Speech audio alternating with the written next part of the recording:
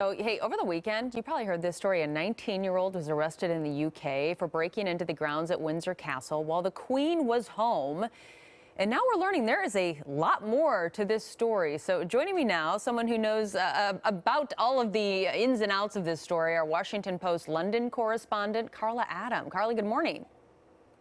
Nice to join you, Liz. Yeah, absolutely. So this story sounds pretty wild. However, it's been a holiday, so a lot of us missed a lot of things over the Christmas weekend. What happened here?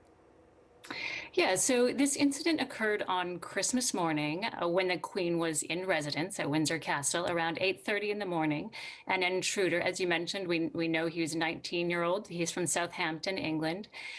He breached, he entered the grounds of Windsor Castle. He was arrested within minutes. The police swooped in. It's actually not too surprising. We would have expected quite a heightened police presence on Christmas Day, given that the Queen was there, but also she was being visited by several members of her royal family.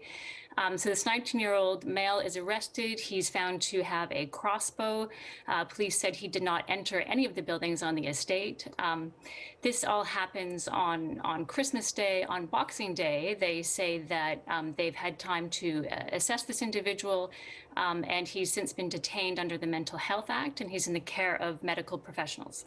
Wow. Okay, so this, I mean, it's surprising when you hear something like this because your first assumption is, oh, Windsor Castle, it's got to be so heavily guarded, especially if the Queen is there. I mean, they've got to be taking an extra look at their security now, right? Yeah, I mean, and it's unclear how this man was able to enter the grounds. There's been some reports, unconfirmed, I should add, that he scaled the walls using a rope ladder. So that's been reported in several British tabloids. Those are unconfirmed, but the police say that he was arrested within minutes. But yes, they would be reviewing their security, and the case is also, is initially being looked at by the local police, the Thames Valley Police, and it's been referred on to the London Met Police. They have more resources, and the London Met Police are also reviewing a video that's since emerged that they've linked to the case. This video features a masked individual who's wielding a crossbow in the video, and he says in the video that he plans to assassinate the Queen as part of a revenge mission. So they're currently reviewing that video as well. I should also stress they're saying, they talked to the royal family. They don't think there's a wider threat, but they do want to get a better understanding of everything that happened and how it happened and why it happened. Yeah, that was actually my next question is, how are they responding to this? I mean, this sounds like it could have been grave if something could have actually happened to the Queen.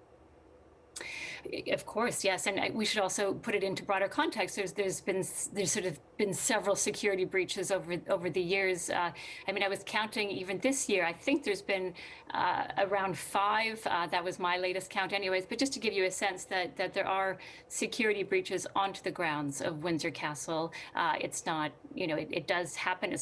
Doesn't happen frequently, but it has happened in the past. Of course, this one's got a lot of attention because it happened on Christmas Day. This man had a crossbow. The most famous one, of course, probably was the one in 1982. And any of your viewers who watched The Crown will remember this one when Michael Fagan breached the walls of Buckingham Palace in London and found his way to the Queen's bedroom and sat on her bed and talked to the British monarch for several minutes before that was interrupted. I'm glad you brought that up because that was the one I was thinking of. And I was curious if, other people were probably thinking of that as well. Obviously, it's not a completely historically accurate show, but that's, where we got our reference from. That incident is accurate, yes. Oh, wow. Karla, we appreciate you joining us this morning, our Washington Post London correspondent. Thank you. Thanks for having me.